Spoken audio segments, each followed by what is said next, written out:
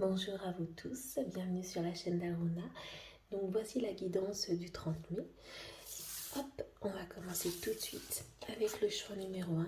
Comme toujours, je vous remercie de suivre la chaîne. N'hésitez pas à partager. La grandeur céleste. Aujourd'hui, c'est une énergie vraiment positive, de synchronicité, de communication et de connexion avec le divin. Faites attention aux messages que vous allez avoir, que ce soit dans un livre, que ce soit en regardant la télévision, en écoutant une personne. Vous risquez d'avoir aussi beaucoup de réponses que vous attendiez, dans le sens où on est peut-être beaucoup dans le doute en ce moment par rapport à la conjoncture, par rapport à soi, par rapport à plein de choses.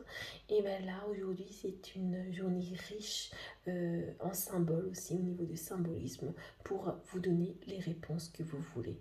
On est aussi beaucoup dans une énergie de Jupiter, dans le sens très vaillante. Au niveau de l'amour, alors ici au niveau du couple, peut-être que au niveau du couple c'est pas tout rose, parce que vous êtes vraiment dans quelque chose de distendu en ce moment. Vous vous posez aussi là encore des questions. Est-ce que c'est vraiment intéressant de continuer, dans le sens où vous n'êtes peut-être plus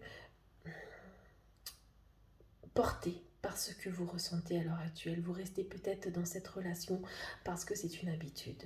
Au niveau des célibataires, vous avez fait une rencontre là ces derniers temps, mais celle-ci n'était pas du tout propice par rapport à vous-même et vous vous posez la question de pourquoi cette solitude.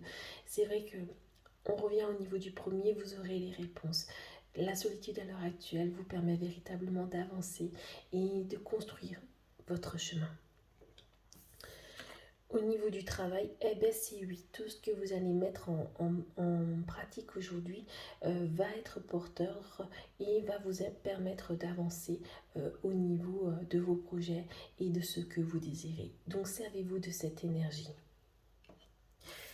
Le message du jour, brin, ancrage, ventre de la terre, lit de bruyère, dans tes sous-bois de mousse et de sève, ma peau se fait l'écorce de ton bois. Je m'enracine, m'enivre de toi, dans tes profondeurs, me fonds en toi. Je suis mer, je suis terre, je suis toi. Donc ici, on est vraiment encore... peut-être que aussi le cheminement se fera beaucoup plus simplement si vous prenez en ce moment le temps de vous ancrer. On est aussi un peu dans une énergie de Saturne, dans le sens où je vois ici qu'il est vraiment intéressant peut-être de déconstruire certaines choses, de prendre le temps de dire au revoir, pour pouvoir s'ouvrir sur des nouvelles possibilités. Voilà pour le choix numéro 1.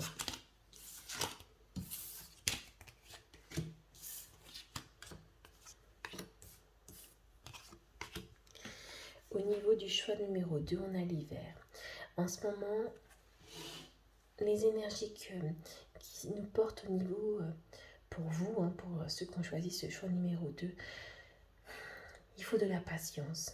De la patience, il y a encore des choses à travailler, il y a encore des choses à révéler, parce que l'hiver, sous la neige, il y a des choses qui sont cachées, que vous n'avez encore pas compris.